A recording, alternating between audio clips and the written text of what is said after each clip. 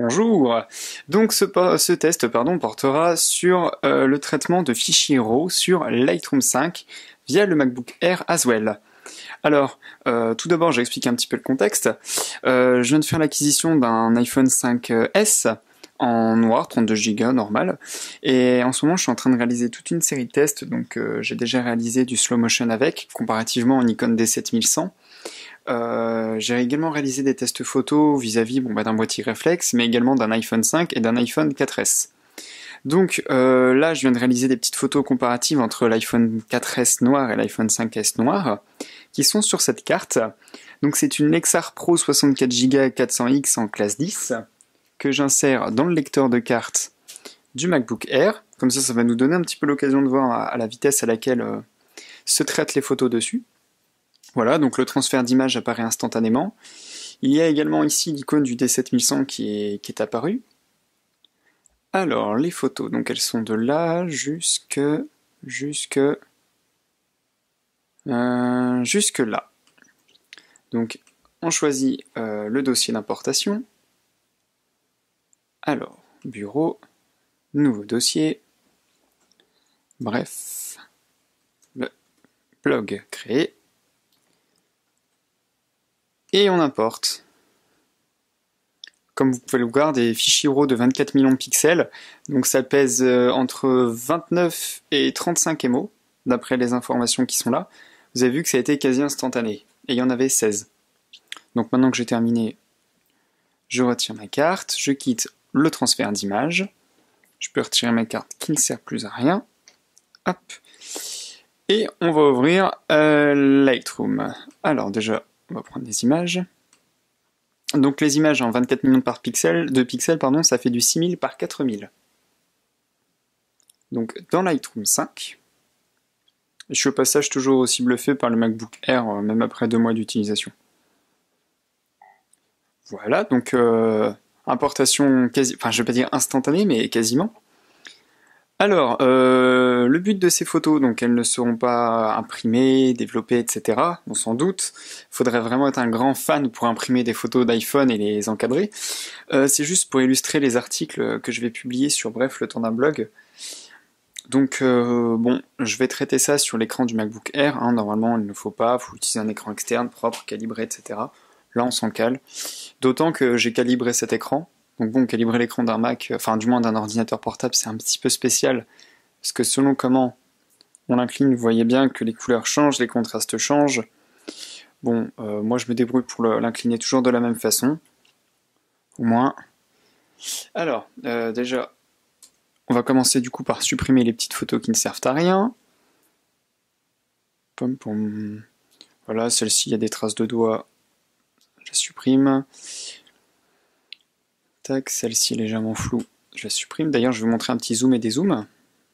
Tac, vous voyez, zoom, et on arrive tout de suite vraiment à la zone de netteté parfaite.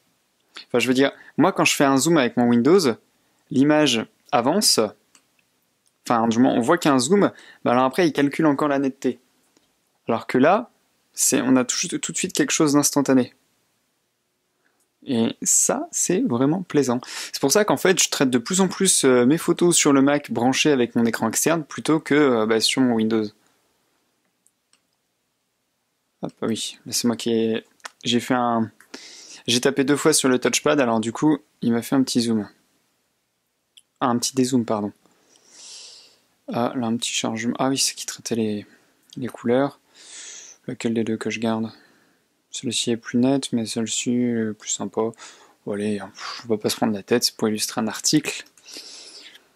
Alors, le verso. En plus, les iPhones, ils sont tout sales. C'est vrai que là, on se rend bien compte, sur une utilisation en plein soleil, entre les deux dalles, que vous voyez là, sur le 4S qui est à droite et le 5S qui est à gauche, c'est assez flagrant, je trouve. Dans l'écran du 4S, vous voyez qu'il y a des reflets, alors que dans le 5S, que dalle. Alors, les deux smartphones sont équipés d'un plastique, d'un film plastique sur l'écran. Rien qui puisse influencer, bien entendu, les réglages, hein. Enfin les reflets. C'est juste un petit film pour les petites traces de dos et les rayures. le genre de machin à 2 € que vous trouvez sur eBay. Voilà, donc on va passer au traitement des images. Alors, je passe dans le module de développement. Alors je n'en fais pas un... Je vais couper ça... Ouais, c'est mieux. Je vais pas en faire non plus un... Alors attendez. Hop là, pour le reflet, c'est peut-être un poil mieux. Attendez une seconde. Je vais essayer de faire en sorte que ça voit un peu mieux. Alors, voilà. Ah, du coup il a baissé l'éclairage. Voilà. Je n'en fais pas un tutoriel Lightroom sur comment toucher, etc. C'est pas vraiment le but en fait. Vraiment le but de cette vidéo, c'est de voir un peu comment tourne Lightroom sur le Mac. Donc sur toutes mes images, je vais rajouter un petit peu de netteté. On va faire le kikou et tout automatique. Voilà.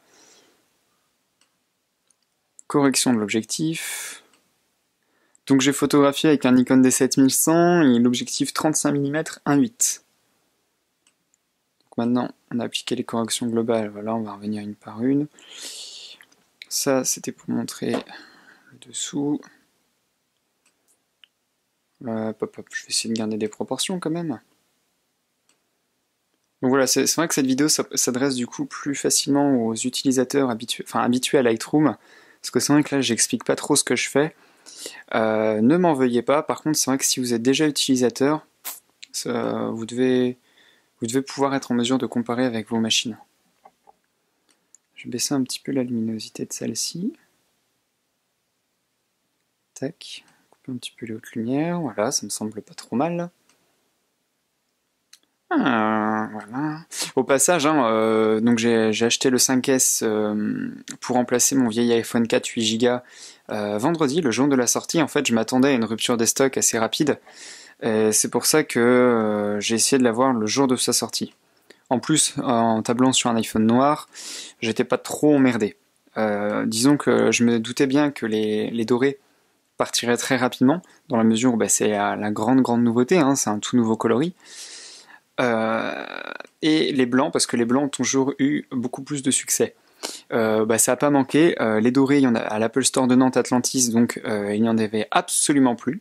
20 minutes après l'ouverture du magasin, il n'y avait plus un seul doré. Et concernant les blancs, il ne restait plus qu'un seul téléphone d'un seul modèle en 64 Go. Voilà. Alors que le noir, il y avait un petit peu toutes les tailles, etc.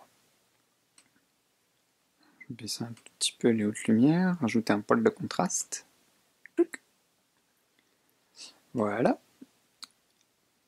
Et par contre, c'est vrai que oui, ce que je voulais en dire, c'est que le 5S, certains diront que ce n'est pas une révolution vis-à-vis de l'iPhone 5, c'est vrai. En même temps, l'iPhone 5, la gamme des S n'a jamais cherché à être une révolution, c'est juste une évolution matérielle pour se mettre un petit peu au goût du jour vis-à-vis de la concurrence, le temps de sortir le nouveau produit.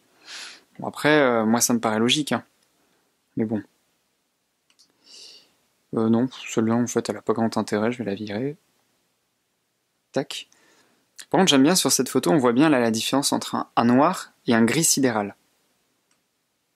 Parce que c'est vrai que le gris sidéral, du moins la couleur gris sidéral a remplacé la couleur du noir. Et là, on se rend bien compte de ce que ça veut dire en fait. Tac. Oui, donc, troisième fois, je disais que...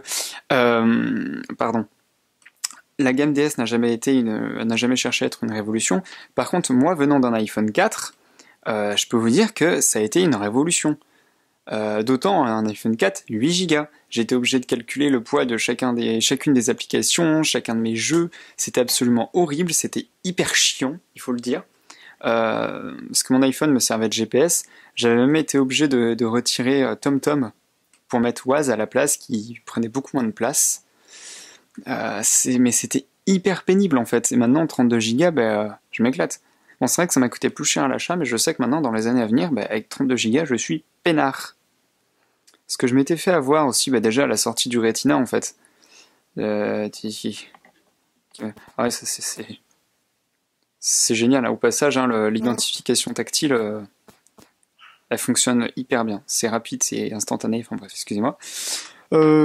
Voilà, non, c'est que j'ai reçu une notification en fait qui s'est affichée sur l'écran.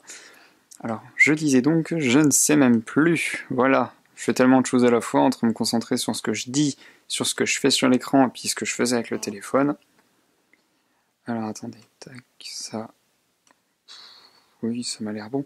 Oui, non, ça y est, je me souviens. Ce que je m'étais fait avoir avec le Retina, c'est que du coup, les applications prenaient plus de place dans la mesure où il y avait plus de pixels à remplir sur l'écran. Ce qui est logique, hein, c'est une évolution logique. Que vous regardez les Mac Pro Retina, les iPads, les iPhones ou même n'importe quel appareil, en fait, à partir du moment où il y a plus de pixels à l'écran et une dalle plus grande, c'est normal que le logiciel prenne plus de place. Voilà, donc il y a 8 photos au format RAW, 24 millions de pixels. Donc fichier exporté. Donc je vais les placer dans un sous-dossier que je vais appeler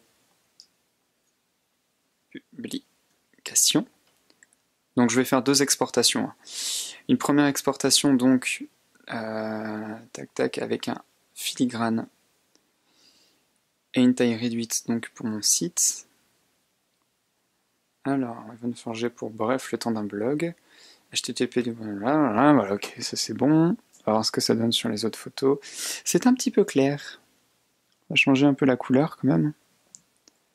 Tac. Je vous rassure, la vidéo est presque terminée. Tac. Hop, hop. Je ne savais même plus. Ça fait tellement longtemps, d'habitude j'ai tous mes pré-réglages. Voilà. Voilà. Bon, puis de toute façon, faut pas non plus que ce soit trop visible. On peut gâcher la photo. Voilà, ça c'est très bien, et puis allez hop, c'est parti. Enregistrer. Ce nom déjà utilisé. Ah, bla. Bla, bla, bla. Non, je l'appelais comme ça. Alors, redimensionner avec un bord large, du coup je vais pas mettre 2000 pixels, je vais mettre 1350 pixels en 150 ppp. Donc c'est bien le dossier publication. Donc JPEG qualité 100. Voilà. Exporter, maintenant on va regarder par ici.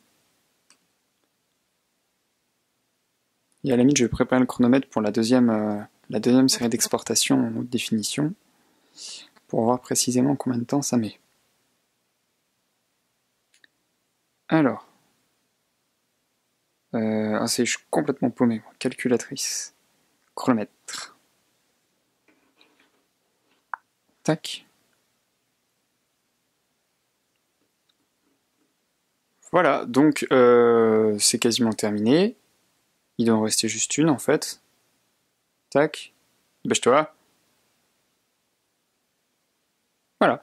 Donc pour la publication c'est terminé. Maintenant on va exporter dans un sous-dossier. On va mettre... je vais l'appeler HD, je vais pas me prendre la tête. Redimensionner, non. Filigrane, non plus. Résolution, 150. Qualité 100 en JPEG. Et attention, alors, 3, 2, 1, hop là. Donc je rappelle, 8 photos, 24 millions de pixels.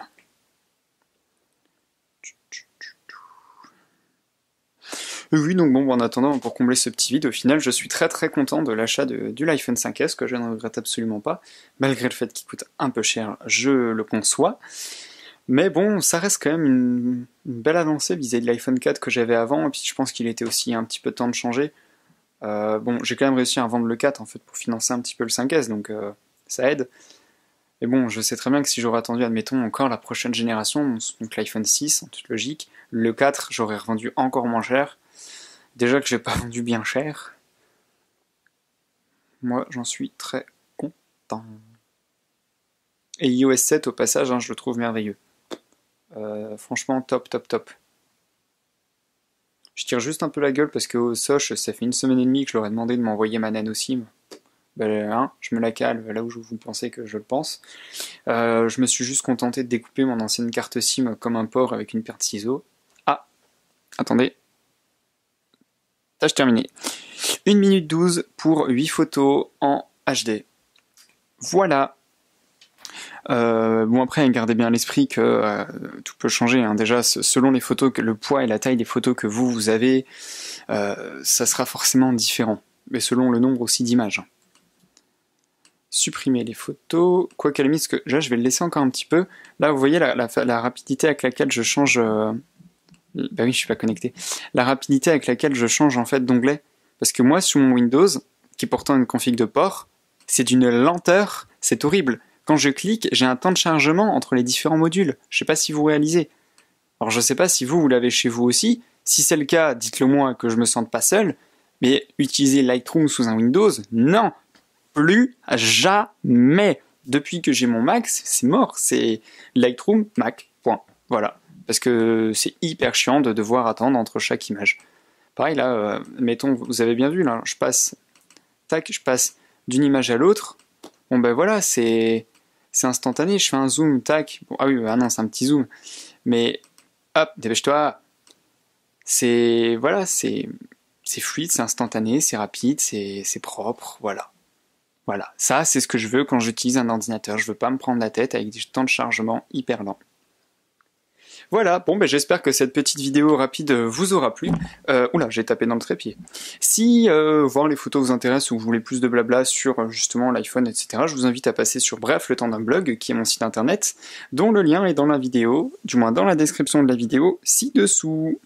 Voilà, bonne fin de journée à vous.